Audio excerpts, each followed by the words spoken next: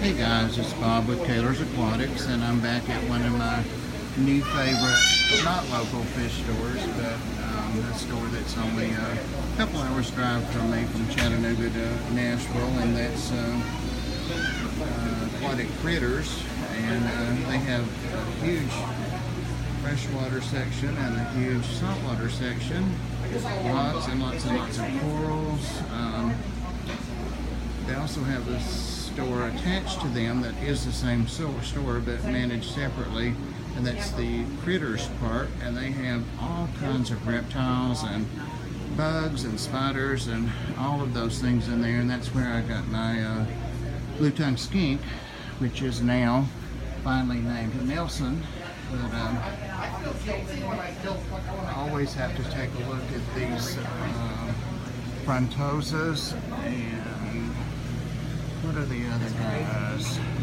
Synodontis are huge. There we go. Lamprologus maybe.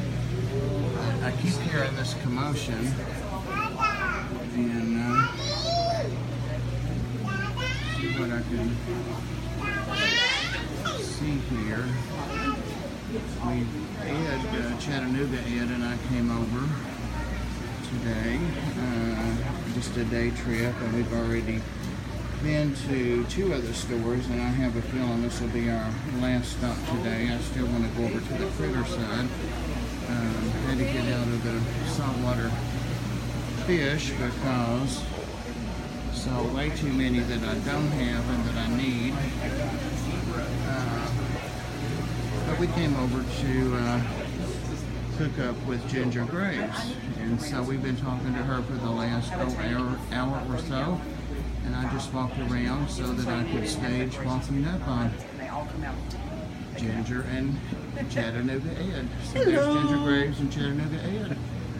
So guys, don't stop talking, just keep on talking. That's what they want to hear. We were talking about, I was talking about overfeeding my tank and the gazillion snails I have. Oh. He solved his snail problem, but I have pea puffers, so I need to keep my snails so I can feed them. You do need to. I just got 4 little pea puffers yesterday, and I've got them in a 2.5 gallon. So. Well, I have 5 that are pigs. They're big pea puffers, but I've had them from here. I bought them at Aquatic Critter. Gosh, I don't know, a year ago. So they're big pea puffers Big now. Pea puffers, yeah. And I got to get them bloodworms because they're not happy with the. Oh, I forgot the other little worms I had. They don't like them. Well, I have to drop bloodworms in for my zebra loaches, Yeah. but I have to do it at night because it's filled with mollies. Oh yeah, all these are pigs. Oh my gosh, they are! And I've got like 500 in that tank, and they're just Well, I have everywhere. 2 really pretty self-in mollies. It took them a while. They started breeding, and so now I have all the little mollies, and so they have to move. I have to find them a bigger tank because they're going to get bigger. I want to put them outside, but I don't know what temperature-wise how they would do, except for the summer outside. Yeah, I don't know. It's a Florida fish. I know, so I'm thinking if I put them outside in the summer, I'll come back with 10,000 of them. Yeah. So I have to move either. Well, Bob's done that. What's that? Mollies outside. Yeah, Yeah. but you bring them in. Yeah, I bring them in the winter. Yeah, they were actually swordtails. Yeah, mine are really That's what I have. pretty. I've got 1 million of them still. So. So yeah, I'm really pretty swordtails, and they have red eyes, but they're not albino. So I don't know. They're goldish colored, but I don't know what they are. But they were really pretty. I saw them and went, oh, pretty. It's one of those times where when you see the bling, you shouldn't buy it Exactly. Yeah. because it took them a while to start dropping fry, but man, have they started dropping fry. We also support the Aquarium Co-op. Yeah. This episode is sponsored by Corey. Thank you, Corey. I don't have any of my co-op bling on except my underwear, so you'll have to trust me on that. When I walked away, these guys were talking about our Tennessee meetup, our East Tennessee meetup, so we're going to get back with Rack and see if we can make that happen. That would be fun. And Tiffany's up this way too. Tiffany White. Tiffany White, yeah. Yep. And then there's Ed, myself, and James in Knoxville, Pet Tech, Sean in Knoxville, and then Rack and anybody else that's interested. So Yeah, those are the ones I know for sure are Tennessee. For sure. yeah. But I think it would be fun. We've even had a couple people that are in adjoining states that have expressed an interest in it. So I don't know that it has to be just Tennessee. Well, no, I mean, it depends on where we are. You come up from Georgia, come around from South Carolina. South Carolina. I know Griffin. Alabama. If you're in the northern part, you might want from Where are Alabama. they at? Kentucky? They're in Kentucky. Yeah, awesome. He said they're about an hour and a half north of here. Awesome. So I don't know if that's Yeah. Paducah or where. But Yeah, that's not very far at all. So yeah, that would be fun to actually meet people because all the conventions seem to be not close to us. The fish conventions I know of. And I keep meaning to go to one of the big club ones.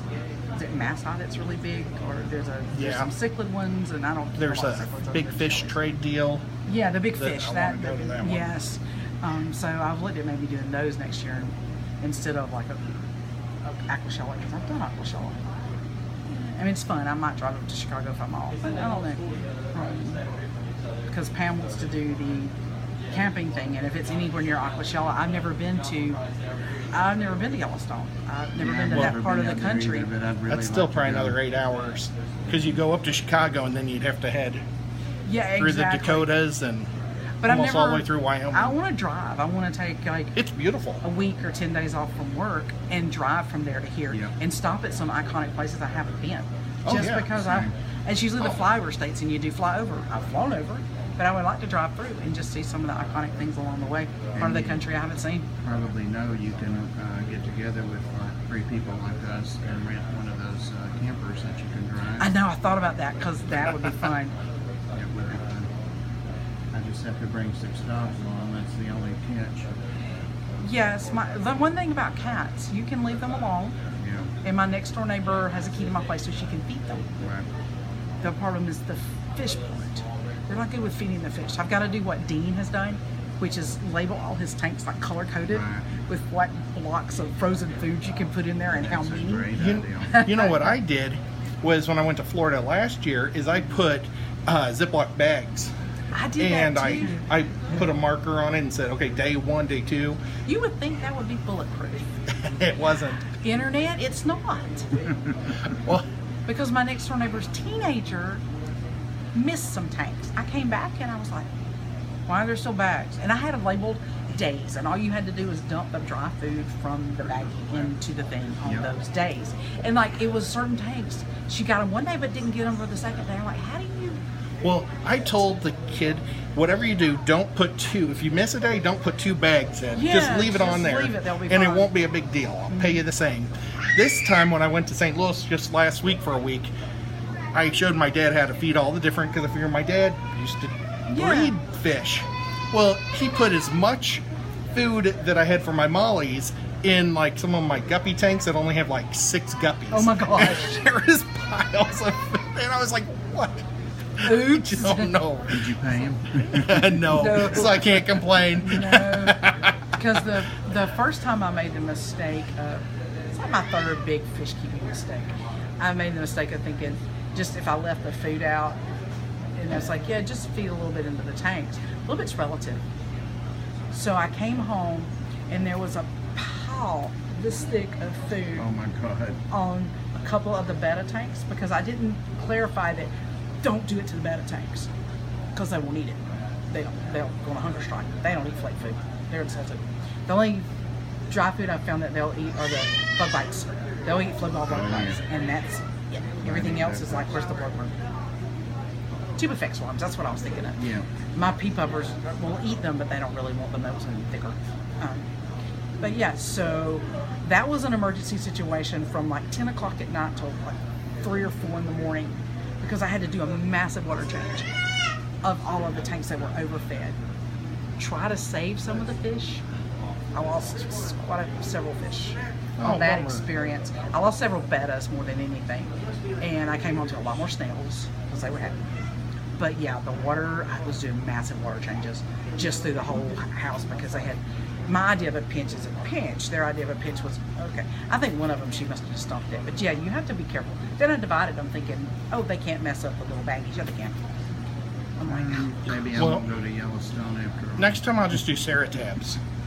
that's a And good idea. I've got I had a whole mess of them. I should have just. Oh, that's a good idea. I pop those out for like if I'm videotaping or if a new person's coming through, I stick them on the tanks and everybody's excited. And everybody but the bettas like Tionia. You do videos, Ed? Do I do videos? Yeah. Oh, the not Murphy one very was often. epic. The Murphy was epic. Since you've got a whole bunch of new fish, I know.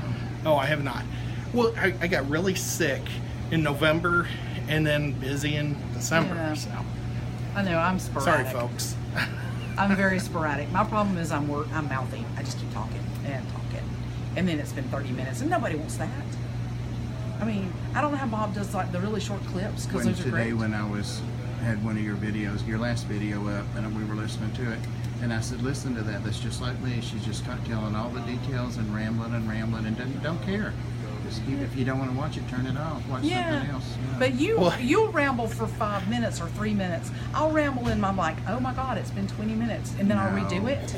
And I've had one on my goldfish tank that I've redone like 3 times, mainly because I'm trying to cut it down to something that I can upload that someone might consider watching. I think the last one I got down to like 9 minutes because I start telling the story about the stupid goldfish that got stuck in the Pleco cave. We're at 11 minutes right now, so I'll stop this one soon, but I wanted to ask you while I'm thinking about it, you came to get bloodworms and something else for food, but I asked them last time I was here if they could get jumbo bloodworms or if they had them, and they told me there wasn't any such thing. There is, you just have to order them. So since they order tanks and such for you, will you ask them if they'll order you some jumbo bloodworms? Yeah, if they can find them, because my pea puffers. It's Hikari. Hikari does them. They're packaged. They're just same package. It just says Hikari jumbo. jumbo bloodworms. Yeah. Okay. Yeah. See if it's on their list because All right, guys. my pea puffers will love it. Mm-hmm. Well, And they're just what you want your bloodworms to be. They're and my not just little water. coolie loaches that are like, they started out this long, they're now like this long and like snakes. I love coolie loaches, they're so cool. But they would really love bigger bloodworms. And my bettas, some of my bettas that are bigger too. Oh, I want to show you my ropefish too. I've got a ropefish, but I'm My giving away ropefish another one, too. video here. So, all right, thank you guys for talking for me. You're very welcome. Bye. Bye.